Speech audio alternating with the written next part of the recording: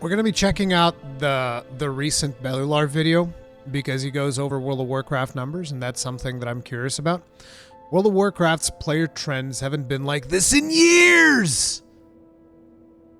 Years, I tell you.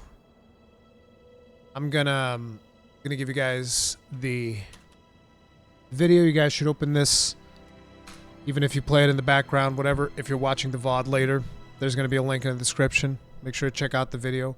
Give it some love. And let's see what we got. We mute this. Okay, Bellular, tell us them numbers. Hey, it's that time again. We have got the data pulled from Raider.io of actual WoW players doing real content. This is one of the things I love putting together on the channel. The problem is, more often than not, we've analyzed the numbers and they've been rather depressing. Today, well, are we back? No, not exactly. Are we doomed? Absolutely not. Blizzard, in fact, may just be on the right track, as shown by actual player data that is downstream from their very own Armory API.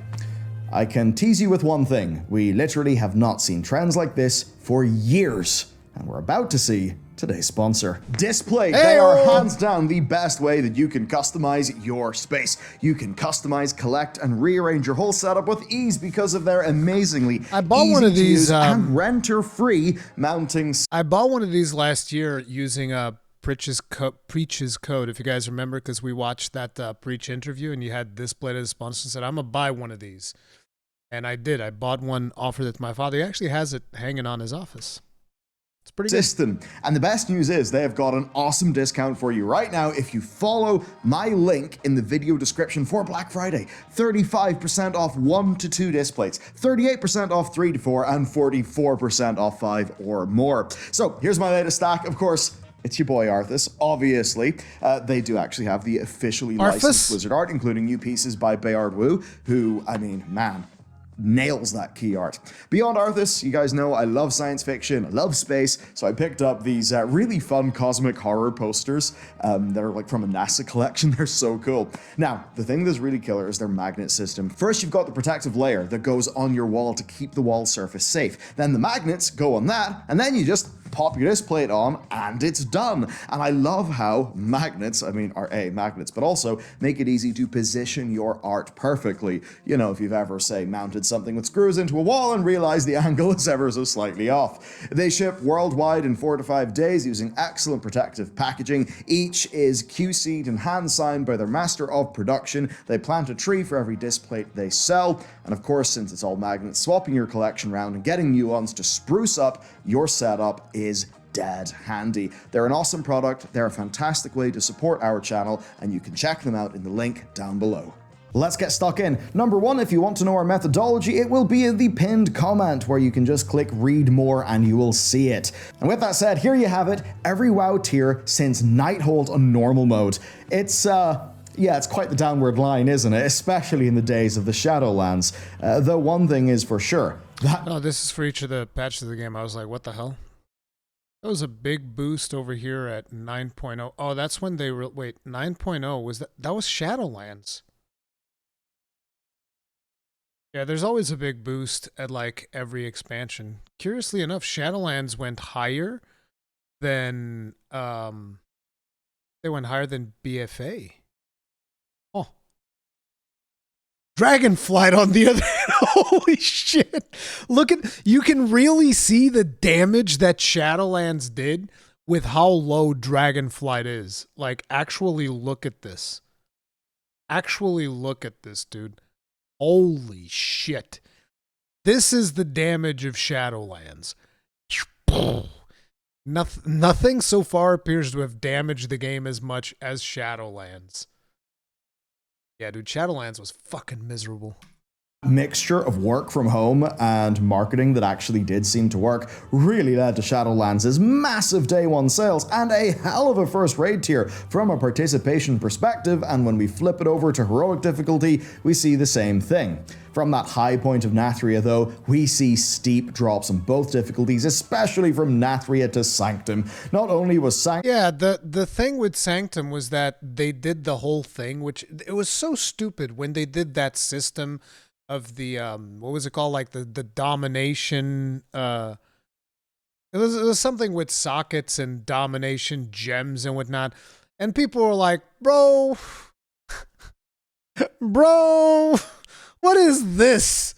That was like one of the worst systems they've ever put into the game. It was so bad. Like, there's been some bad systems, and then there was whatever the fuck they did with Sanctum of Domination. It does not surprise me at all that it went completely downhill. Sanctum itself very weak, but my god, that was not a fun patch, and it was also super late. Of course, Sepulchre of the First Ones, while it was a better raid with a better patch, did see that bad trend continue. Now, in both normal and heroic mode, we see Vault of the Incarnates bringing WoW back to just above Sanctum numbers.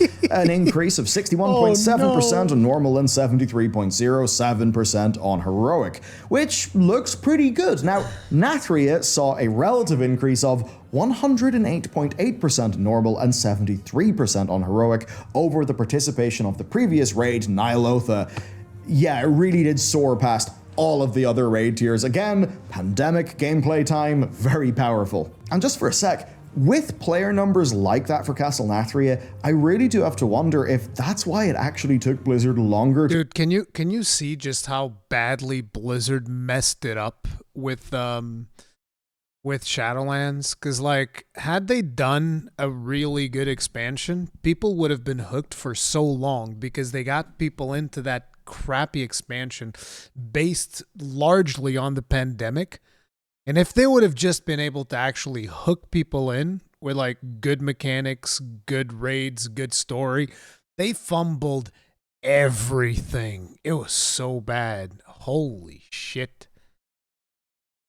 To respond to player feedback and the likes of Covenants and Torghast. I mean, sure, there was logical sense to all of that feedback, but the thing is, Blizzard were seeing amazing numbers. It was their fastest selling expansion ever, and people turned up to and played the raid. Now, at this BlizzCon, they actually spoke of taking the feedback really to heart about halfway through Shadowlands. They also spoke about how a lot of things was just kind of taught to them as gospel. So if you think that they were rather rigid in their opinions, thought they knew best, and then saw all of this data that looked really good for the start of Shadowlands, they would have thought like, yeah, these are all valid concerns, but look at what players are actually doing. They're playing the game. We have the numbers. So yeah, it kind of makes sense that it's about halfway through the expansion that they took all that stuff to heart, because looking at these graphs, yeah, it's pretty damn obvious about halfway through. So Dragonflight's baseline was weak, but it had early signs of positivity. The clear rate on normal mode, that's the number of people who cleared boss 1 and then went on to finish the raid, it went back up to early Shadowlands rates, which in a way is good because basically in Sepulchre of the First Ones, a lot of people didn't even stick around to see the end of the Jailer, which was not a good thing. It's still a bit behind Legion, but this is right around where expansions like BFA have been as well, so a fairly healthy thing.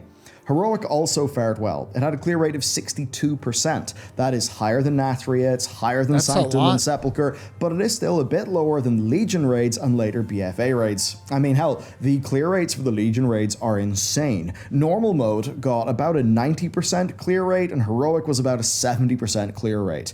Of course, you would then think that during these periods of fairly high clear rates, you would probably see less player attrition. I think that broadly is holding from our dataset here.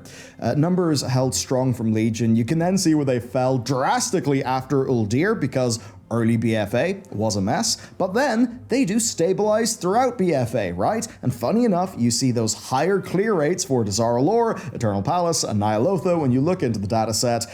That is, of course, where we actually started to see more healthy movements, where we stop losing players and we in fact almost even gain some in Nyalotha. Now, it's also true that Battle for Azeroth got far better with those patches, and that means that I can't draw a super firm causal link saying that, yes, obviously, As completion rate goes up, attrition goes down. But something along those lines seems like A, a good thing, and B, it passes the common sense test where you would imagine that, well, players who have actually logged in and eventually completed their goals will be more likely to have had a good experience and quit on their own terms, and therefore will be willing to come back to the game.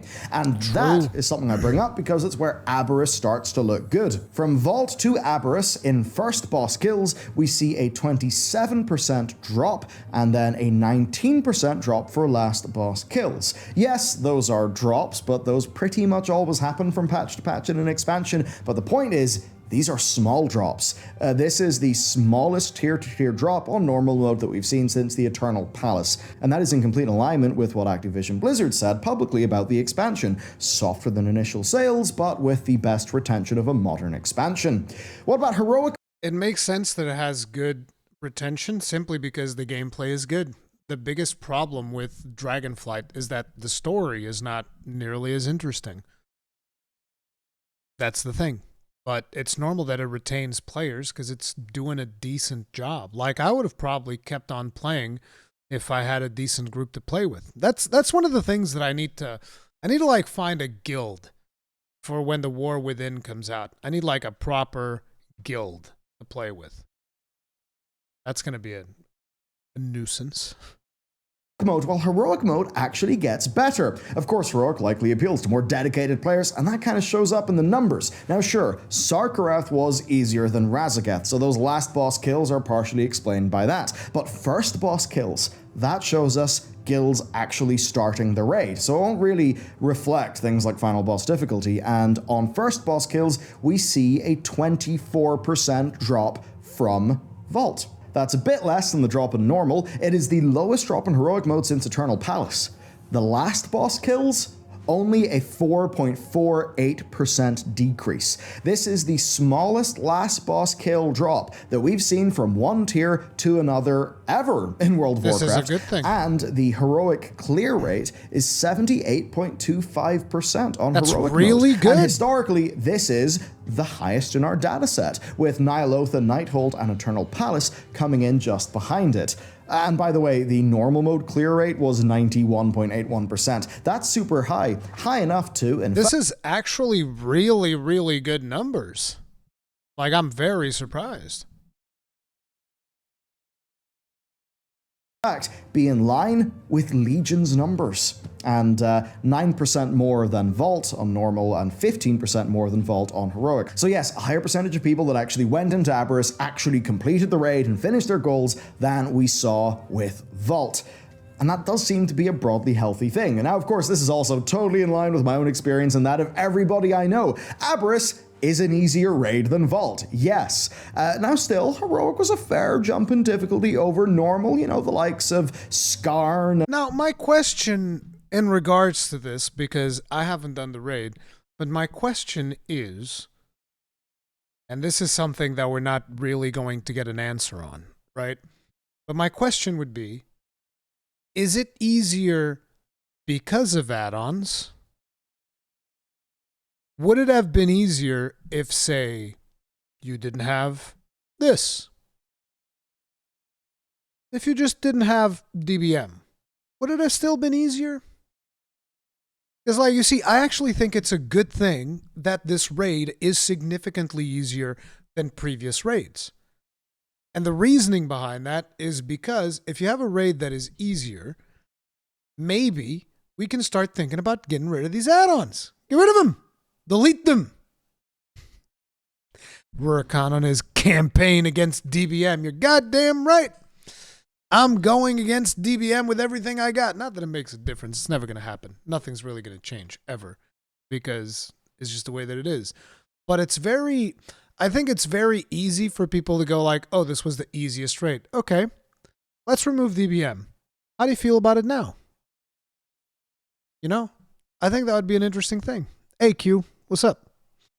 And Sark could give you a little bit more trouble. And yeah, you got some head scratchers like Magmarax that just seem to be missing mechanics. Razageth was probably one of my favorite bosses ever. I think she's a way better boss than Sark. I did enjoy Sark though, but I can certainly say that, yeah, my team, we've been logging in, we've actually been progressing on our goals in a way that I feel has been reasonable, and we've all felt broadly a lot more motivated at this expansion than in BFA. And I certainly have to wonder if Blizzard have learned a lesson here, because I don't know if you've hopped into Emirdrasil yet, but Emirdrasil normal is super, super easy. I mean, Farak makes normal Sarkareth look like a cakewalk. See, that's another thing. Normal is easier. Good. Can we now get rid of LFR? I'm just saying. Let's get rid of LFR. Like, as a matter of fact, we just said, oh, heroic is so easy. Okay, let's make that normal. Let's make heroic normal. Let's make mythic heroic. Have only 2 difficulties. Wouldn't it be amazing if that is what Blizzard is kind of like leading up to? Bro, that would actually make me really happy. Absolutely flattened him. You know, we got the whole thing, most of our players going in blind. We got it done in 2 3-hour nights, and I'm pretty sure we got Farak killed. It was either just before our midway break or just after. So yeah, point is, Emirdrasil is way easier. Emirdrasil Heroic, though, does seem to be a fairly significant step up over normal, so in a few weeks, we'll revisit this and we'll see just what sorts of lessons Blizzard have actually learned from Aberrus. Is easing things up a good thing or not? That certainly is a debate that we can have. At the very least, though, Mythic Mode does exist to provide the hardest difficulty, so let's see how that one has actually fared. And one thing stands out, last boss kills is a remarkable number. Number one, you can see how much that killed Jaden RNG, paired with the likes of Avatar being a total bastard, how those made Tomb of Sargeras a rock hard raid. But overall, if you draw the trend line, you absolutely see a first boss kills decrease that's fairly large. And when you focus in on Shadowlands and Dragonflight, I mean, it does look like a total collapse in participation. Therefore, it's good that Vault saw a 99.2% increase in first boss kills over Sepulchre, which is by far the largest increase in our dataset. But of course, like, not literal number of kills wise, because that only gets us to around just below Sanctum level of numbers. And that basically means that, well, the numbers aren't great, retention is where Blizzard are going to be able to win here. And the clear rate is interesting, a 19% clear rate for Vault, which is higher than the clear rate of Nathria, but a bit lower than Sanctum and even the eventually very nerfed Sepulchre of the first ones. However, it's a clear rate that is above Nighthold, Tomb, Antorus, Uldir, Dazaralor, and Eternal Palace. What about Aberrus then? Did players stick around for it? Well, first boss kills decreased by 31.9%, and that is the smallest drop that we've seen in quite a few tiers. In absolute terms, though, 5,778 kills is the second lowest number in our dataset. The only one smaller is Sepulchre of the first ones at 4,259. This does show that in absolute terms the numbers aren't looking great, but that the retention itself is looking good. And at the end of the day, if you haven't got retention sorted, there's no point in getting loads more players. They're just going to leave. You gotta fix retention first. However, clear rates are certainly something else. Take a look at last boss kills. Number one, Emerald Nightmare is humongous because it was the launch raid of Legion and it was shockingly easy. Everything else, though, I mean, somewhat flat. Like, between BFA and Dragonflight, it mostly is flat in terms of the number, in more raw terms, of guild kills. Now, Aberrus' 28.7% clear rate is actually the third highest in modern World of Warcraft history. It's beaten only by Emerald Nightmare, which I would contend basically doesn't count because it was so much of an outlier in its tuning, and Sepulchre of the first ones, where Zoval, by the very end, was literally the most nerfed boss in history. This brings, then, the Dragonflight average mythic clear rate up to 23.7%. That is, in fact, the highest that has ever been, slightly topping Legion's 23.5%. So, of course, Legion's 23.5% was certainly skewed by Emerald Nightmare. This likely, then, is a healthy enough thing, topping Legion's 23. The one thing that he's not saying is that the numbers are also much, much lower. This is a percentage of people that are participating, which is a good thing, clearly. Like, this whole thing is a good thing.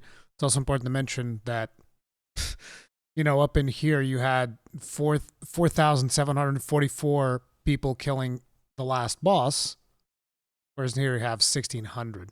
Then again, on Tumba Sargeras, things are significantly worse. So there's that. There's that. But, we're only comparing Nighthold and Tumba Sargeras to Vaulted Incarnate. Okay, never mind. Wait. No, because this one's bigger, so he's comparing all three, right? I can't tell. This thing is like kind of weird. I'm assuming he's comparing all three. Yeah, because otherwise it wouldn't be 23%. The reason it's 23% is because it's including the 50% up top. But basically, there were more people playing back then. 3.5%, so of course Legion's 23.5% was certainly skewed by Emerald Nightmare. This likely then is a healthy enough thing, even though the participation drop-off from Vault to Aberrus is higher than I would be comfortable with. And this basically leads me to a theory. I've got to wonder, like Mythic Raiding, it's one of the most dedicated ways to play World of Warcraft. It's a humongous organizational challenge, and I have to wonder if its numbers would be both slower to fall and slower to rise because, Heroic and Normal are just way easier to get into. Anyway, what have we learned then? Well, this expansion's raw numbers are obviously not amazing compared to the past. Look at the graph, they're small. That reflects the softer launch and the lower appeal of the Dragonflight expansion. However, retention does appear to be way more healthy, and yes, you could say that this is an outlier because Sarkareth was just an easy boy to kill, but first boss kills, those are fairly relevant, and the drops from first boss to first boss from Vault to Aberrus, those were really small percentage-wise, and that is a very good indicator of raid participation from guilds, which, guilds doing raids, kind of the beating heart of World of Warcraft. We've also learned that there may be quite the correlation between clear rate and retention as well. We do see Legion and BFA's high clear rates did seem to retain people well in the raiding community, while Shadowlands' didn't. Now, what do we do here? Do we blame the quality of the patches? Do we blame the quality of the raids? As an example, Warlords of Draenor, great raids, not that much content outside of it though, which obviously led to bad player retention. With Dragonflight, I would contend that we had really good raids and a way better expansion than before, and I think that overall has been a healthy thing. The big question then will be, what will Blizzard's takeaway from this be? Will they see, okay, Aberrus, good, we retained more people, and they also did craft a raid that had a higher clear rate? Do they think that was a good move? So far, if Emir Drasil normal mode is anything to go by, yeah, they probably do. Now, what's going to be key here for WoW's long-term health is their new strategy. We're currently targeting 18-month-long expansions, which is enough for 3 raid tiers, and they've said that's what they're going to be because these expansions will be the same size as Dragonflight. They will be full-sized expansions, and that's because the WoW team is significantly larger and is basically parallelized, where they essentially have a live team and then 2 expansion teams. Now, look at our graph and you'll see one thing. Participation rates obviously spike at expansion launches. No shit, that's where the marketing budget is, and it's the obvious time to start playing. Now, we don't have stats for the faded raids of Shadowlands. I imagine they helped with retention a little bit, but not massively. My point here is that WoW, without much of any downtime and way more just, launch events going on, that is a recipe for growth, provided the content is good and that it does not get oversaturated. And on that, I am at least emboldened by the fact that Dragonflight seems to have shored up the game's fundamental systems with the talent revamp and all of that. And this seems to mean that War Within has been able to push other things forward, giving us our war bands. Now we've got these follower dungeons going on. We're going to have delves, which are literally seasonal content for people who don't do dungeons and raids. Or maybe if you're like me, a heroic mode ahead of the curve raider who likes to have a few alts and likes solo challenge content. So at the very least, Dragonflight, which has been a important but unexciting expansion, seems to have retained well. In that case, if they start building again, shipping truly new features that actually add to World of Warcraft in an evergreen fashion, could we even expect to see better retention? Because the gold standard would be some of what we saw in the Legion expansion where, come on man, just look at Antorus. Motherfuckers came back and they played World of Warcraft, which is just what we want. Okay, here's a quick little look at Mythic Plus. This is data from Best Keystone, and all I've got here is Dragonflight Season 1 and 2 data. There's been a few different M Plus data sources, and they've kind of went up and down over time. My hope here is that using what we have from Best Keystone at least means that even if the numbers aren't perfectly right, well, the methodology is the same, so if those numbers are indicative of trends, then they're a useful comparison. Basically, we see a strange Season 1 launch spike. That seems kind of cracked. I'm not really sure what's causing that, and some data is missing. But if you look at the numbers that are there, you can at least see that Season 2 appears to be holding stable with higher numbers than Season 1. But again, I'm a little suspicious of that data. I mean, who knows? Maybe just the API calls just started returning errors and the numbers are smaller. I don't know.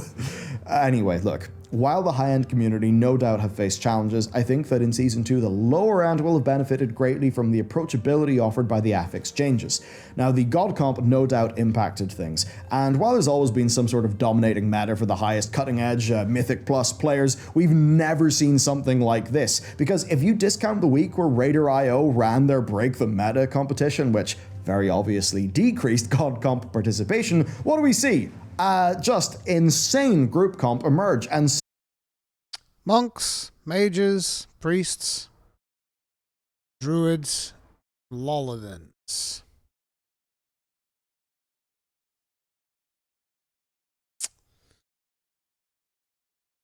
Look at all that warrior participation! Holy shit!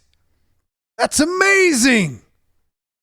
You can almost see a little bit of warrior in there. Then again, paladins ain't doing so much better.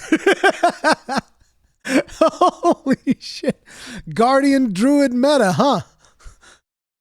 Guardian druids all day, every day. Oh my god, bro.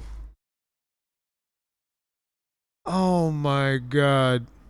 You guys remember that part where I said that Blizzard fucking sucks at balancing this game? Holy shit. You guys remember that part where paladins always cry, saying that, like, Blizzard doesn't like paladins at all? It's like, pretty decent representation here. Pretty fucking decent representation here. Pretty decent representation all over the fucking place. Where's warriors? Oh yeah, there's a little bit here. And a little bit here, and then they're gone. It's like by the time you reach whatever patch this is, no, this isn't even a patch. Forget about it. This is keys. So it's like you can play warrior up until keys like level 24. After that, it's like, nah, bro. There's like one of those things that when you go on rides at the carnival, there's like one of those things must be this class to enter. Stay very, very just dominating, you know? Guardian, Holy Paladin, Ogvoker, Fire Mage, Shadow Priest, all basically accounting for like, 90% of all the keys done at the highest levels. Note, Seems at the highest levels is what that data set is. Though obviously, and as you'll know, if you tried to do LFG for a lower key, maybe, I don't know, a 15 or a 20 or something, then, yeah, pretty much everybody was wanting the God comp. And that was not a healthy thing. But it does look, at least, like... See, and this is one of the reasons why whenever somebody says, like whenever I say, oh, the game is solved, you need to go watch roots, you need to have the right class, you need to have all of these things, people are like, you cannot do that. And you just heard him say. People were looking for the God comps on plus 15s. Plus 15s. Those of you who don't know what those are, considering that, people are running all the way up to, what was it? People are running like all the way up to 24s or whatever the fuck it was, and Warriors were still good in 24s. Like, 24 is still kind of like, do whatever the fuck you want. On plus 15s, people already wanted this comp. Because that's the way this game works, dude. People just like straight up copy the meta every single time. Gotta be meta, meta. Thing. But it does look, at least, like Season 2 has got better retention than Season 1, if this data is to be trusted. Who knows? Ideally, I'd like to get the budget to hire a data scientist and then, pull the data from the various APIs, be it Raider.io or Blizzard Armory, ourselves and actually run that analysis. As for PvP, I want to bring it up. We don't have data, but I need to shout out Rurikhan. He's done an absolutely tremendous job of covering the honestly really goddamn deep problems PvP is facing right now. Participation appears to just have cratered. Solo shuffle queues are massive. Healers are non-existent, which of course makes those queues worse. There's very little or no rating inflation, which kind of means people can't climb the ladder to get rewards, which is a bit of a problem. There's barely any groups in LFG, and there is rampant just scripts, macro bots, and cheaters going on. It is a true omni-shambles, which is really bad, and they need to fix this up. It's almost as if Blizzard should have solved their bot problems at some point. But they never bothered to. Oh no. I'm in danger. At least in the next expansion, they are changing PvP gearing in a way that should be good, and if the solo queue rated battleground thing works in this patch, then we'll see solo queue RBGs, and as Rurikhan contends, and I think I think it is a reasonable take. It does seem that solo queue is the way forward. At the end of the day, it is how most of the very big games that pull in humongous numbers, it is actually how they run. And at the end of the day, you gotta change with the times. It's the way that it is. So I think there is some hope for PvP, but they, number one, need a developer that they can relate with now that Helinka's gone. They need somebody to be just the face of PvP. They need more content, they need more love, just, yeah, everything. Now, my TLDR. There are great signs in this data, but World of Warcraft has challenges to overcome. Obviously, to make a trend, you do kind of need more than 2 points. Right now, for this expansion, we've got Vault and Aberrus. I'm going to be breaking our normal format, and we will do, I'm commissioning, a first few week data comparison between these various different raids. It's a really mammoth effort for Dakar on our team to actually pull all of that data. Of course, our members over at bellular.ghost.io, you guys will be getting the raw research report for this video along with all of its numbers, and that video whenever he has completed the research. Anyway, that's it for me. Let's hope the good news continues. And of course, if you want to support the show, the best way to do that right now is to check out our sponsor by following the tracking link down below to let you know that I sent them. It, actually does quite literally help the channel. Anyhow, that's it. Thanks for watching. See you next time. All right. So the numbers are looking pretty healthy. Still a lot of work that Blizzard needs to do. But to be honest, not a whole lot of this concerns me too much in regards to the war within, because like I said, dwarves, Brand Bronzebeard, and elves. That's it. I don't even like I don't think I'm going to get engaged too much in terms of like the end game stuff. I would love to do some of those things, but I just don't know. I just feel like nowadays with the way that people do things, like especially when when he talked about, oh, here's the data for like the god comp of Mythic Plus, I was just like, ugh, there we go again. And people instantly started asking for the god comp at plus 15s. It's like, look, this is an experience that I'm extremely familiar with. Back in the BFA days, I remember that I had like I had the dungeon. It was a random dungeon. It was still like super early into the Mythic Plus cycle of that expansion. And I was playing a warrior, and I had done the +8 version of the dungeon that I was applying for. And the dungeon that I was applying for was a +6. And people would just not take me. They were like, no, we want a blood death knight. I was like, but I've done this dungeon. I've timed this dungeon 2 levels above the key that you're... No, we want a blood DK. Or a monk. It was like, you a blood DK? No? You a monk? No? Okay.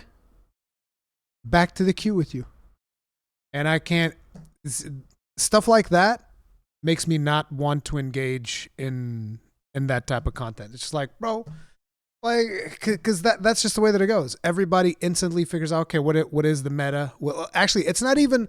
People don't even figure out what the meta is. They read what some website tells them that the meta is. They don't even know exactly why the meta is that. They don't know the reasoning why, for instance, Guardian Druids are so popular and +26s or whatever the fuck. They don't know why. They just know that the website says, oh, this is the comp, so we need this tank. And they don't care either. It's like, yep, bring that one. So a person could show up in like a Guardian Druid and have all of the wrong talents, and they'll be like, "Yep, Guardian Druid.